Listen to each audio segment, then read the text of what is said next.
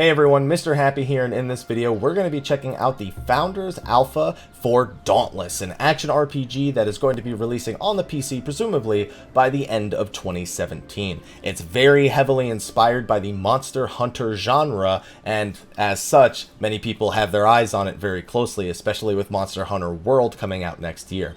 Now keep in mind everything you see here, the user interface, any sort of optimization issues, anything at all is subject to change as this is the Founders Alpha. In fact, before you even start playing the Founders Alpha, you get a video explaining what Dauntless is with the developer straight up saying, this is an alpha. We know this is not a finished product. You're going to see bugs, you're going to see glitches, you're going to see features that are incomplete. So they're very self-aware, and you shouldn't take this as a 100% representation of what the game will be when it officially launches. That being said, I would like to criticize some things, and I would like to go over the things that I like about it so we can get things on both sides. Now, being a Monster Hunter style game, that means that you have one main objective: take out big bosses. Once you take out big bosses, you get loot from the big bosses, and then you make more armor and weapons to take out bigger bosses or other big bosses that you hadn't taken out at that point.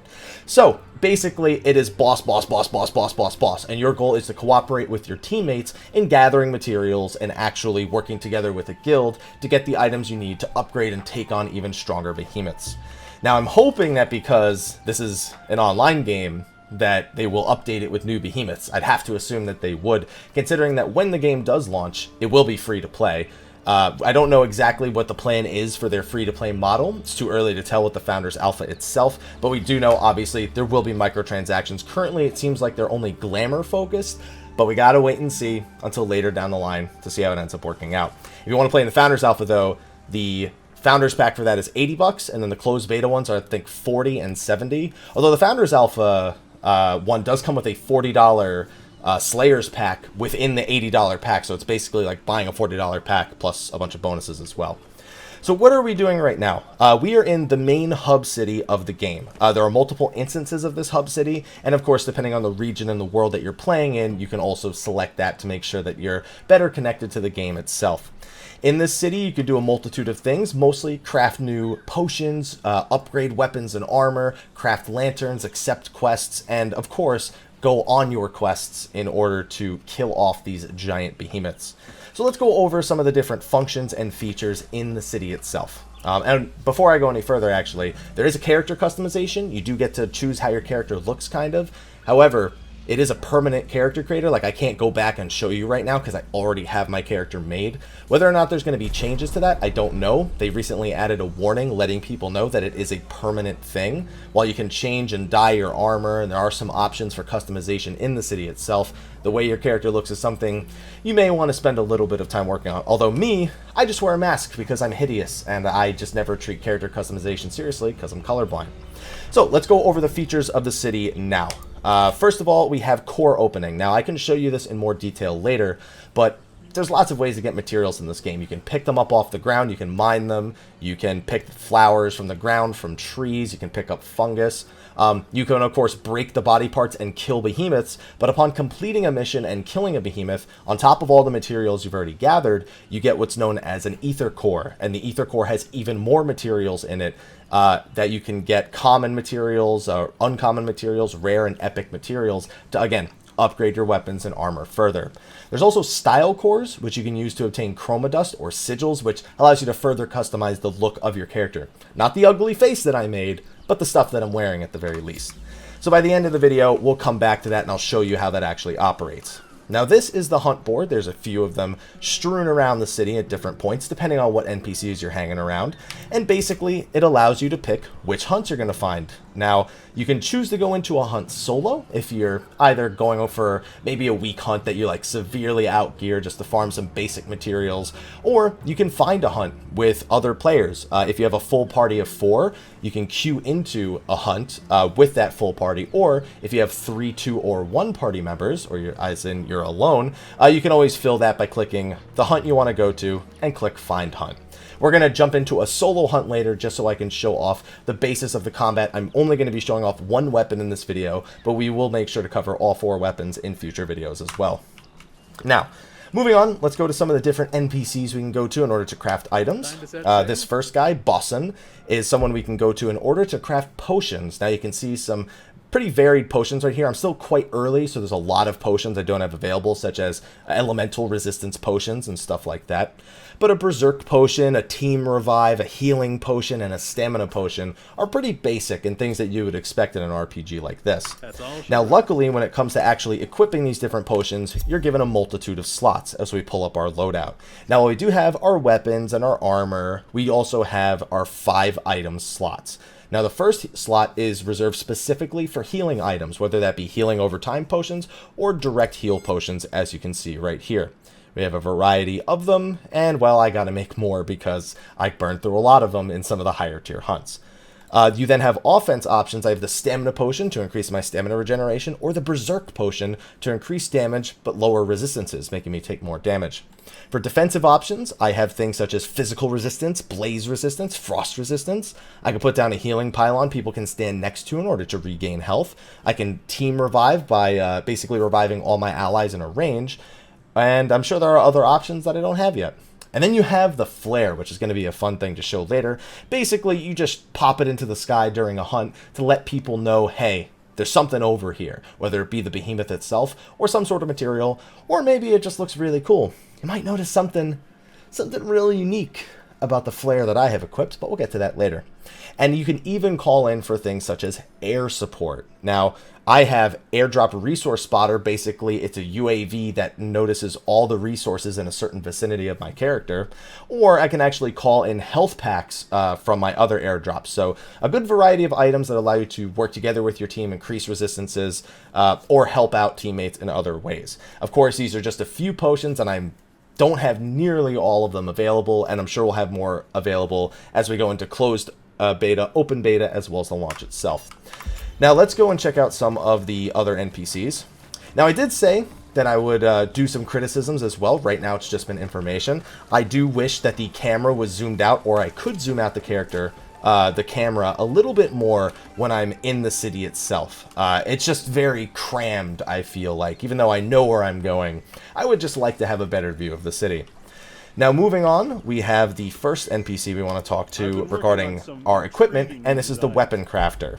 Now, there are currently 4 weapons available in the alpha. We know there is going to be more, including a ranged weapon that is currently in development, although we don't know the specifics of that just yet. We have a 2-handed sword, which handles very basically. It's probably the first weapon you'll get your hands on. You have the axe, which is very slow and has a charge-focused gameplay. If you've used, I believe it's the longsword in Monster Hunter, where your goal is to charge it up, land hits, charge it up, land hits, and then execute very strong attacks with those charged hits, that's what the axe is going to be doing.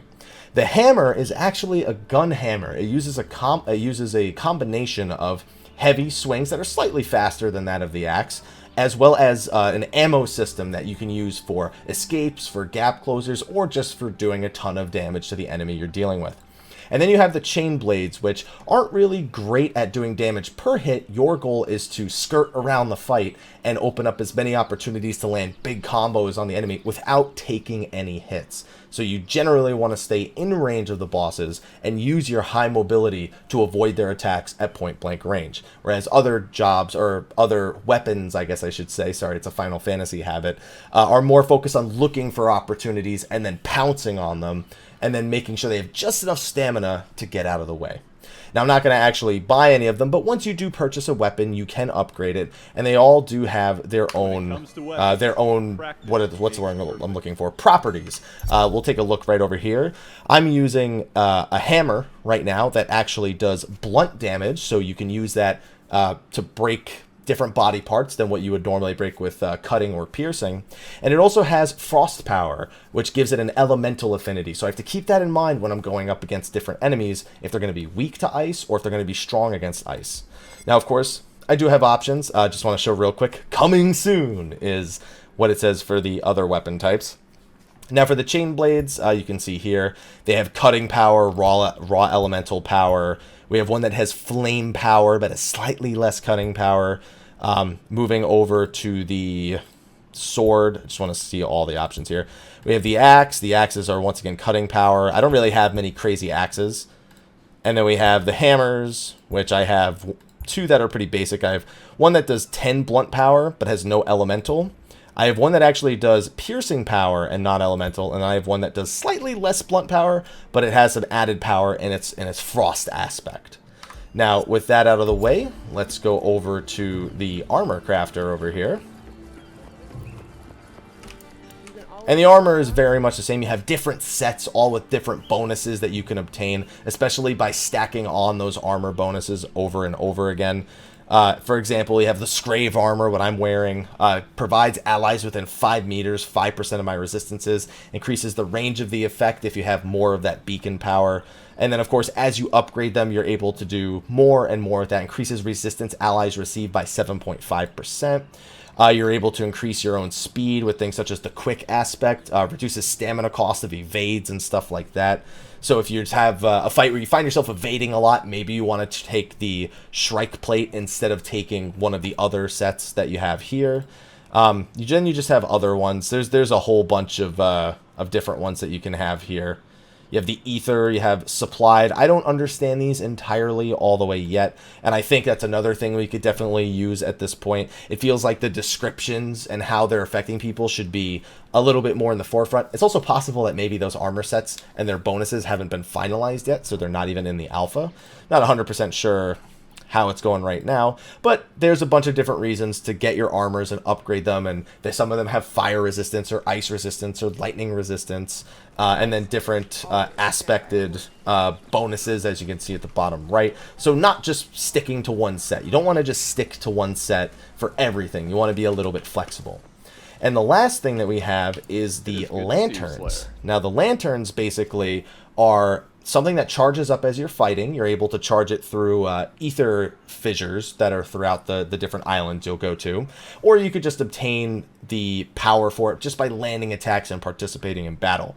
And by using these, you are able to grant you and your teammates sometimes benefits, whether that be a shield that protects against damage or healing over time in a small AoE around you. Perhaps it will regenerate your stamina very quickly. A lot of these have very varied effects. Let's see. I have some on me, so let's just go to here. So like this one has 40 resistances and heals nearby team members for a short time. This one gets rid of all negative status effects from just me. That's a very key part of it. We have the Beginner's Lantern, which tells you which direction the behemoth is towards. This is the first one you'll start with, so it's the very, very beginner one for people who are just looking, hey, I wonder where the behemoth actually is. And then this one increases my stamina greatly for a short time. In fact, if I recall correctly, it fully refills my stamina once and then increases my stamina regeneration. And then you can see the different aspects that we have here, me passing off my resistances to allies, as well as the quick aspect. You can see, like, this one says Beacon Aspect, Essence of Beacon, but then the quick aspect says increases evade invulnerability time and reduces stamina cost. So it increases my iframes and decreases the cost of dodging. So a lot of different reasons to take a lot of different sets, especially depending on which weapon you want to take. For anyone wondering about classes in this game, your in-game experience is dependent on the weapon that you choose. You don't pick a class, you pick a weapon, and then that weapon determines what your gameplay is largely going to be like. Now, there are some other NPCs. You have the Transmog NPCs, which allows you to use some of that, the sigil fragments or the chroma dusts that you found before. And this is the first place I've really seen Platinum used, which is the premium currency that will be in the game when it goes launch and it's fully free to play, and you don't need like a Founders Pack to get in or anything like that. And there's no reason for me to really have that yet. And I'm colorblind, so I never mess around with that stuff. I believe there is one other NPC that I can go to. Let me see if... Is it over here? I'm trying to remember to see if there's one more NPC. I feel like there is, but I could be mistaken, because I'm running back towards... running back over here.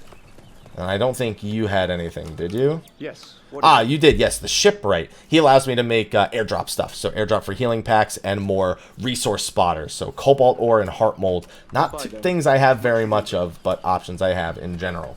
So now we've taken about almost 15 minutes kind of discussing the city itself. And you can see some of the optimization issues that come with the Founders Alpha. That's to be expected. Luckily, while the game seems to have some stutters and whatnot that are in the city, while there are some stutters out in the islands and the instances where we fight the behemoths, they definitely feel far fewer when you're actually fighting behemoths, which is good. They're still there, but they're far fewer in frequency.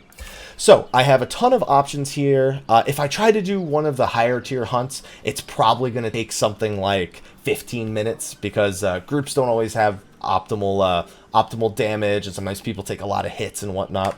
So let me just check my loadout. I've got this hammer. I'm going to run with the Scrave armor that I have with the 16 ice resist, which I don't even really need for this fight. I'm going to run with some berserk potions, so that way if I can get an opening on a boss, I can pop that and go crazy on him. It's just 5 minor healing potions or basic ones. I'll bring a healing pylon. I'll bring the flare that I'm going to be showing you guys very soon. And let's just do a really basic one. I don't want to do the Rogue Gnasher, which would be a solo one. I'm going to do a normal Gnasher, which is not too much more difficult, but it should take us probably about 5 to 7 minutes based on the gear that I am currently bringing into that fight. We'll see. It could take longer. I'm going to click Find Hunt. Now, Founders Alpha has had some issues with matchmaking people, something they're very aware with, so there's a chance we don't end up with 4 people. There's a chance maybe the game crashes or something like that. If it does, we'll edit it out, whatever. Or I'll tell you it happened and we'll edit it out.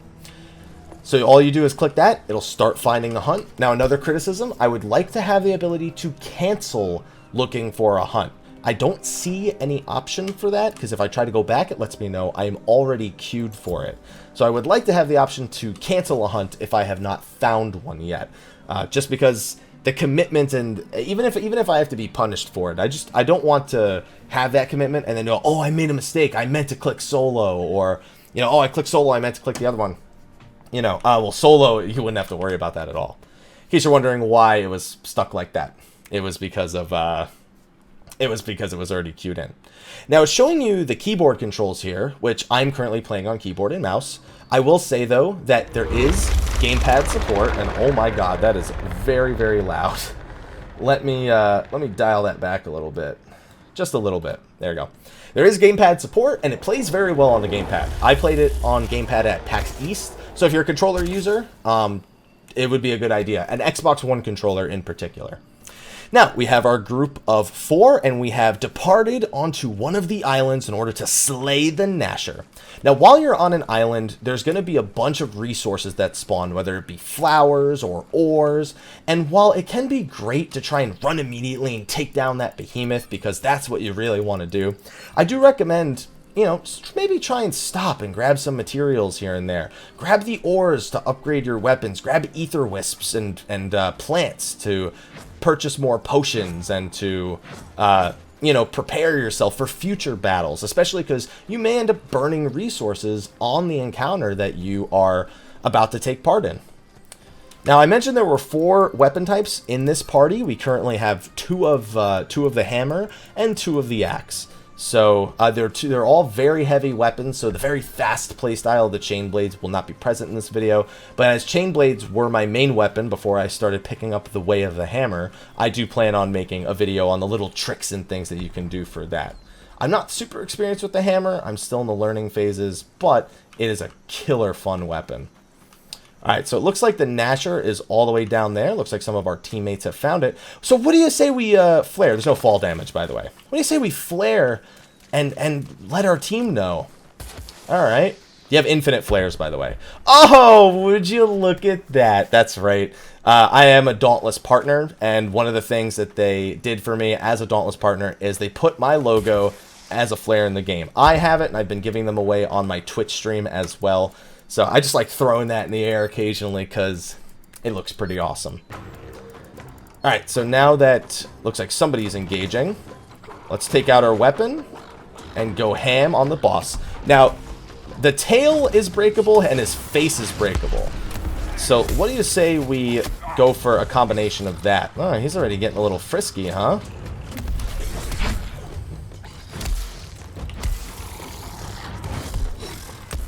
Alright, so with the hammer, you have a combination of a reload system. You can see I have 4 ammo slots in the top left, as well as just these basic swings. Now, whenever I finish a combo, I can actually use all 4 of my ammo at once to then unload a massive attack. I can also use my ammo to lift up, as you saw right there. Oh, I missed. And I can launch myself as a gap closer and then move in for a fierce attack. Also, when I actually go to reload, I can do a perfect reload a la Gears of War style to speed up the reload process and keep my mobility. In case you couldn't tell, I'm a big fan of that attack. Now, because this is an ice hammer, I can actually, if I do it enough, you may see me occasionally form an icicle on one of his body parts.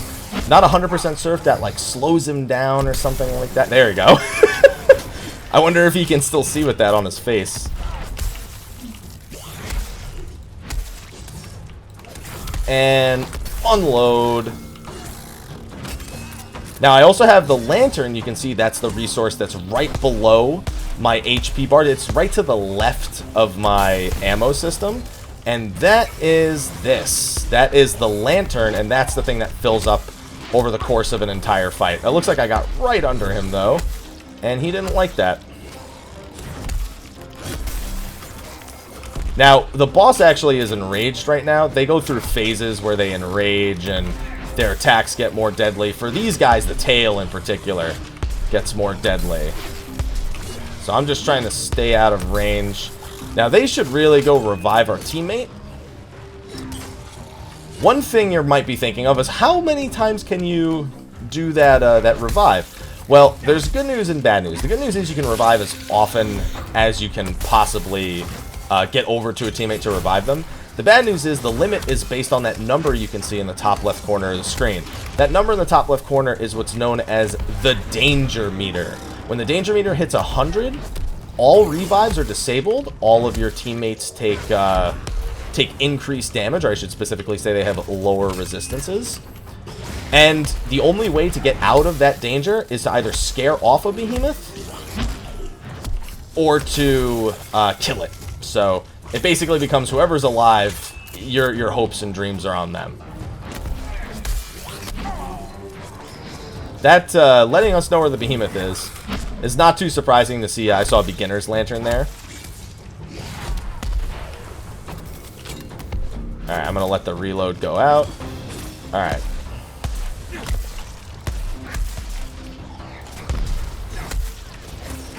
Now, theoretically, I'd like to knock off the tail. But first, let me show you this little feature over here. So where you fight behemoths generally have a few charges of these ether fissures. I don't recommend just running over to them and spamming them. But if you have teammates that are running low on resources, you generally reserve it for them. What it allows you to do is get a little bit of health back and also charge up your lantern a little bit, which can be pretty important. Now, I'm super overgeared for this, so let me reload here. He's probably going to run off in a second. They can also flee combat, by the way.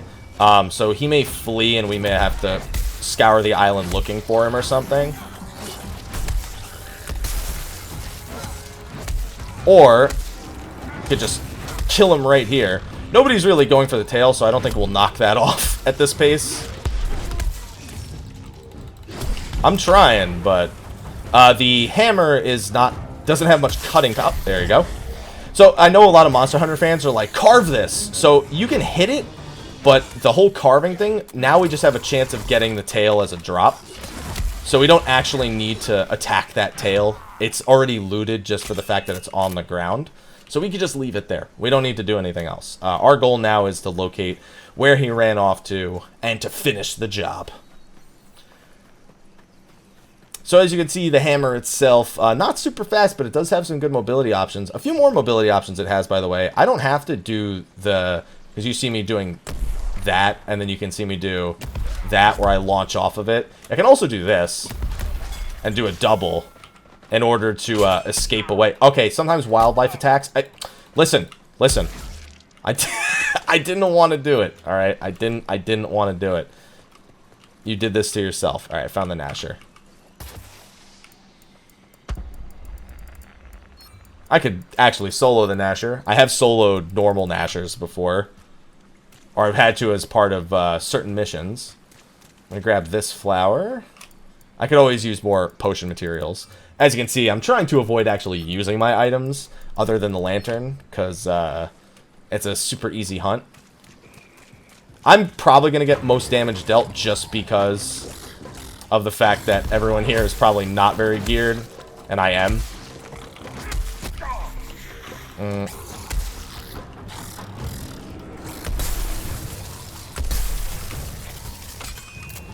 Whoop. Oh, that's not good. Ugh. I mean, when I say not good, by the way, it really doesn't matter because I'm so over-geared for it.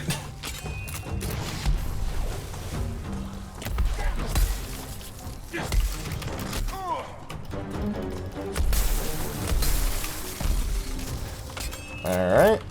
Get some stamina back.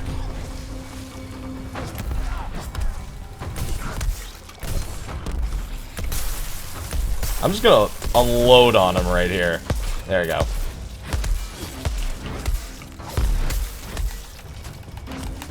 Oh! After I burn all my ammo, I generally wanna... Oh, I was hoping to knock him down with that. I didn't know how much I had on him, but it was worth a shot.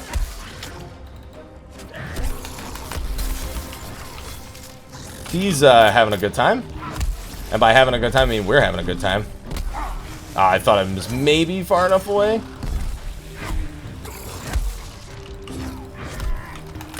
Oh, I didn't get it in time. I'm getting greedy with it because I'm so over-geared for it.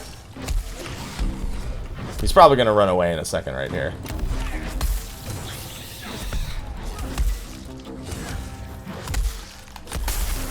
Yeah, he's not long for this world.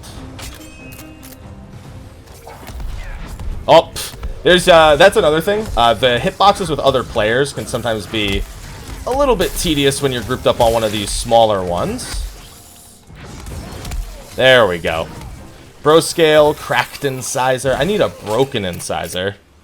And then once you kill him, that's it. You've defeated the Gnasher. Let you know how long it took, how much danger you were in, anything you picked up along the way. Let you know how well you did damage-wise, who did the most damage, and what ether cores you're going to be walking away with. So let's see what we got.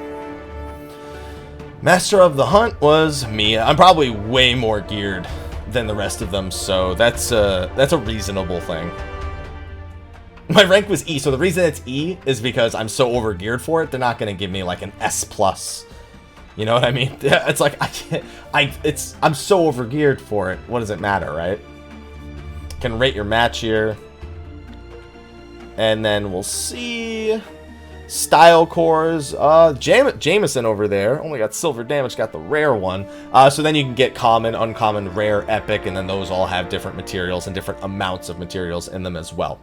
So that's a little bit of an overview, a little bit of a peek at Dauntless. I want to go over the individual behemoths in some of the in some other videos. That way people can get an eye for different ways to approach them, especially the Scrave and the Shrike, which have been causing a lot of issues for brand new players. But chain blades would be my go-to weapon for those. Alright, so earlier I said that I would open an ether core after completing a mission before the end of the video. Totally forgot to do that, so I'm going to edit this in afterwards. I mentioned earlier in the video when you defeat a behemoth, you get things called style cores and you get things called ether cores. Now, if I could just walk up here real quick.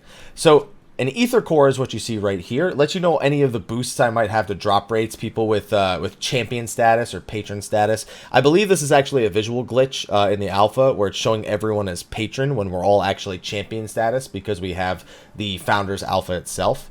But when basically you take an ether core, common, uncommon, rare, or epic are the possibles you can get, and you open it at this machine right here, and when you do that, it gives you a bunch of loots, lets you know what your boosted loots were, the rarity of your different loots, ice glass, scrave, ice shards, and then you could take these and you could upgrade weapons and armor further, or even lanterns and whatnot.